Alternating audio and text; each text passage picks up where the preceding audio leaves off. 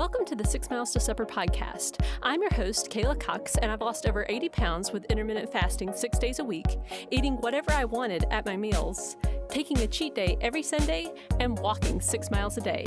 And I'm here to help you on your weight loss journey. In today's episode, I want to talk about achieving peace with food. And this is something that was really important to me when I first decided that I wanted to lose weight. A big part of me knew from experience, because I had done, all the different diets, that ultimately I, as a person, will eat all the foods eventually. I have willpower at certain points, where I can say, okay, I'm not going to eat bread, for a certain amount of time. I had done that in my earlier years. I would say, okay, no carbs, they're bad or whatever. But I could look back on my life and see, those changes were not sustainable. And I really had a love-hate relationship with food. I loved food on one hand. It's comforting. I love going out to eat. I love tasting good food. When I was in college, I worked at this really nice restaurant, and I learned what really good food tastes like. And so I enjoyed food. I really love to cook. I love to bake. And so when I was, having all these really positive emotions about food on one hand, but then because I was obese, I also hated food. I was so, upset that I had to deal with it, really, because, with other types of things, if you're trying to solve a problem, like if you're trying to quit smoking, for example, it's not required that you smoke ever. But when you're trying to lose weight, you have to eat, now with intermittent fasting, you're not eating during certain parts of the day. So that's kind of a nice thing. You're not having to deal with it all the time. But ultimately, you do have to deal with food. It just comes down to it. And I think that's one reason why weight loss can be so difficult and can feel so hard, because it's always there. You have to learn how to eat. And it's not like you can just say, well, I'm just never going to eat, and that's how I'm going to lose weight. And I was also really resentful. Like every time I would eat really anything, like say a donut, I would eat the donut, and I loved the donut, right? Like I loved how delicious it was. But on the other hand, I was mad at the donut. I was mad that it was gonna, make me gain weight. And I would look around though, and I would see all these other people who, they're at good weights. They seem to be at good, healthy weights. And I look at them and they're eating donuts, and they seem to be the least concerned people about food, seem to be the ones who are just eating whatever they want. And that's what I wanted in life. Like, that was the thing. When back in 2014, I thought, that's what I want in life. I want to be able to just eat food. I just don't want to have to worry about this. And I had noticed, one thing that really made me resistant to going on another diet ever again was I started to notice when I was pregnant, people around me would be on various diets. And when you're pregnant, you really can't go on a diet, so I just started to observe people. And I started to see that usually what happened with people when they would go on a diet, it would almost become like a religion to them. It was just like so, they would obsess over things, and I would think, I don't want to do that. And the thing is I could see that I used to be that way, it's just how I would do. I would just get so convinced. Like, one time I was convinced like that the wheat belly thing was like, that's it, like my problem. I was just eating wheat and it was just causing my belly to be big, So I got to that point where I said, okay, I never want to go on another diet again, for that matter. I want to learn how to eat the food. I want to learn how to eat all the food, get down to and maintain a healthy weight. That was really at bottom what I wanted. And I knew that food is comforting, and I didn't want to make food the enemy. Instead, I wanted to make food a friend, So I knew that I needed to change, though. And I just wanted peace. I wanted peace around food. I wanted peace with my weight. And I knew also that I wanted to be very careful about what I chose to believe, because I knew about myself that in the past I had done things like convince myself like, oh, carbs are just bad. But I knew that deep down, I didn't really believe that. I knew that deep down, I would look around and think, well, but then there's like honey and honey, is a very natural thing. Well, sugar actually is a natural thing, and apples have lots of carbs, and it's a very natural thing. And I just started to realize, I want to only do that which I really do believe, like just eat the way I truly believe that I think is the right way to eat. And for me, that meant not eliminating huge blocks of different types of foods, and instead just eat what I like and pay attention to how I'm feeling. And there was something else, too, that really shifted my paradigm on food in general. I read 2 books, and one book that I read, it was actually back before I started to lose weight, and the book was called Unbroken. And in that book, it's a true story. It's about a guy. He was a prisoner of war, and they detail how much on the brink of starvation these guys were. And rice just was precious to them. It was, they were starving to death, and they would just get these tiny amounts of rice, and it sustained them. And that was interesting to me because, if you're reading stuff on the internet a lot of times, rice is one of those things, like people say, oh, it's just as bad as sugar. And then, and other people say, well, and sugar's like poison, so you can start to get this idea of like, oh, this is just so horrible. But then, I would look at this story, this guy who this rice was an incredible blessing. And I in that moment started to think, I think I'm never going to call food bad. I don't call certain foods junk foods. I know some people do. I don't do that anymore, because I think to myself, if I was in a situation like that, some sort of starvation situation, if it was a pile of Twinkies that were there, I would think of that as the most nourishing food ever, and so it just changed my perspective. And there was also another book that I read a couple of years later called First They Killed My Father. And it was a book about the Khmer Rouge in Cambodia. And again, rice was this just, it was very, very, very little that they had, but still it was precious, and it was the thing that kept them alive.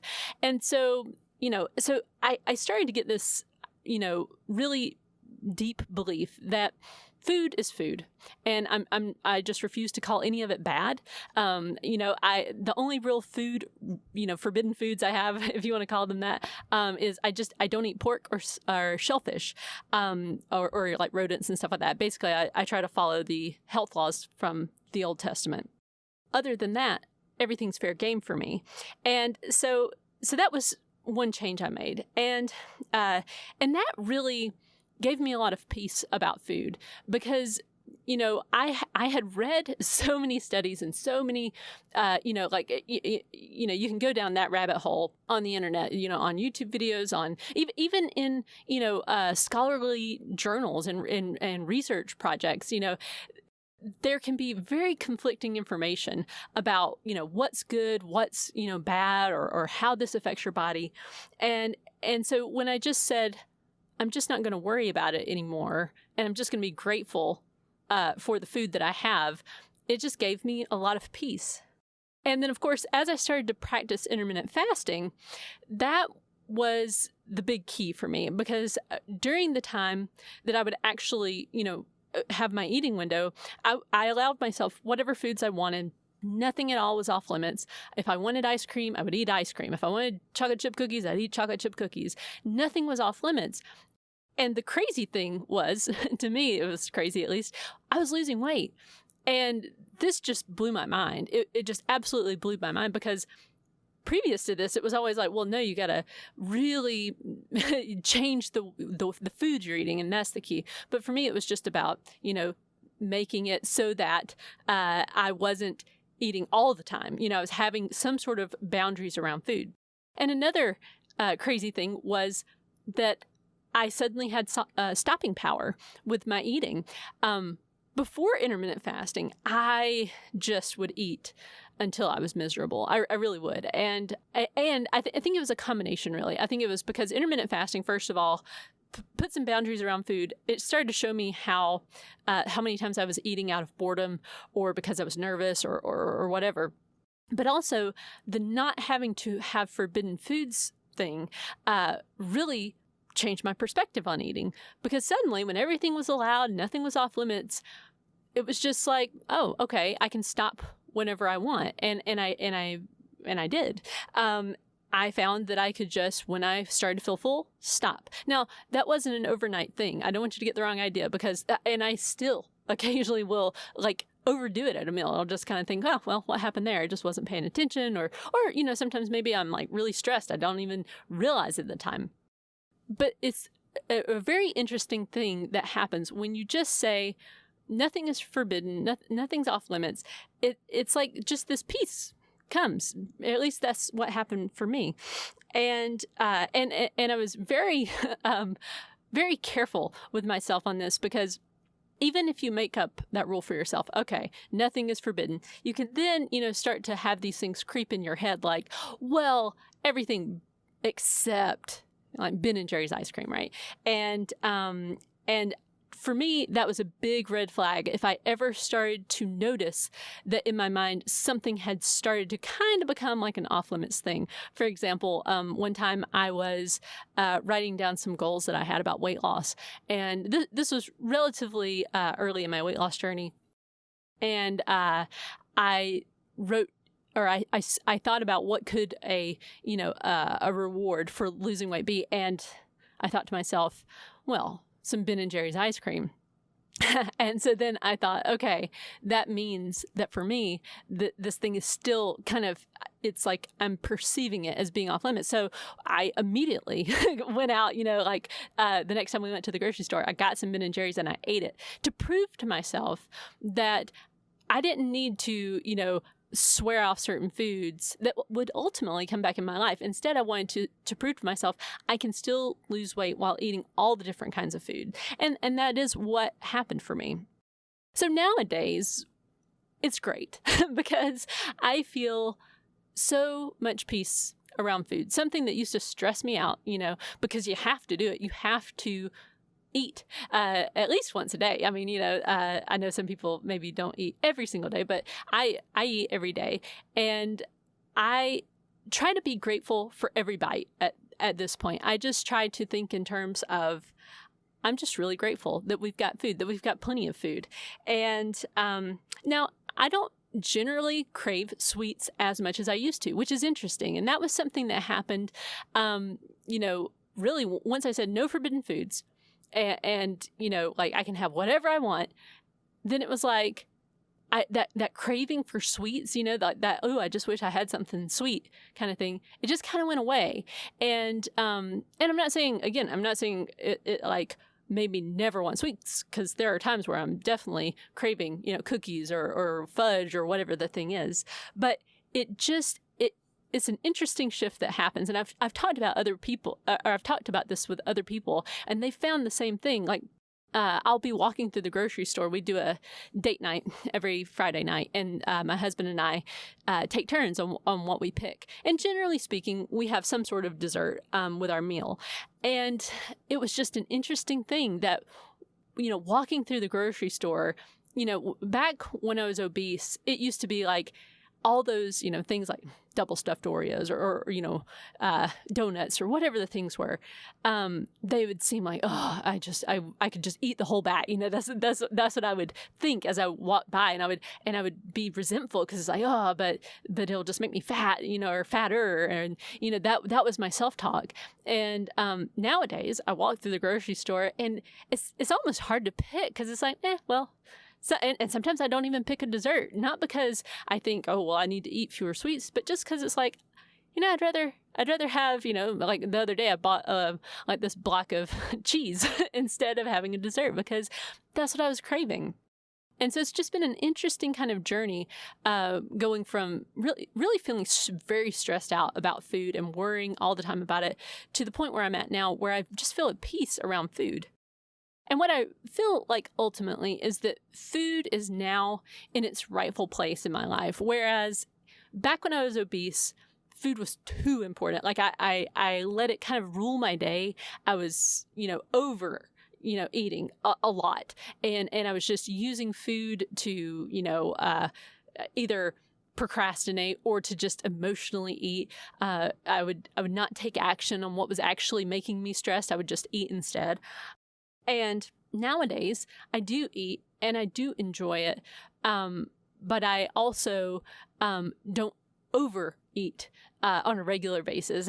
Like I said, I am not perfect by any stretch of the imagination. I still have days sometimes where I'll after the meal think, I ate a little too much there. And that is just a learning experience, and I move on from it. So I hope that if right now you're in a place where you just kind of feel really stressed out about food, because I get it. If you go on the internet, and it depends on what you're trying to research, you're going to find everything that you want to find. If you want to be proven that your way is the right way of eating, you can definitely find that. I mean, I've done it before to try to, convince myself of certain ways of eating are really superior. But it really just comes down to what do you want to find. And so I would encourage you, if you're really stressed out about that and you find yourself just kind of driving yourself nuts because of all the different information that's out there, just instead try the tactic of just no forbidden foods. Just eat what you like and see how that works for you, because it certainly made my life a whole lot better. So thank you for joining me this week, and I'll see you in the next episode. Do you want to lose the weight without getting rid of the foods you love and that you'll go back to eating again anyway?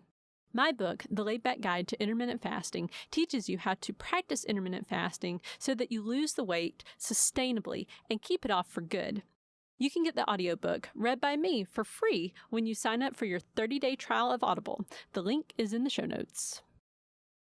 And if you've gotten value from this podcast and you'd like to let other people know about it, it would be great if you could leave a review on either iTunes or wherever you get your podcast. Thanks.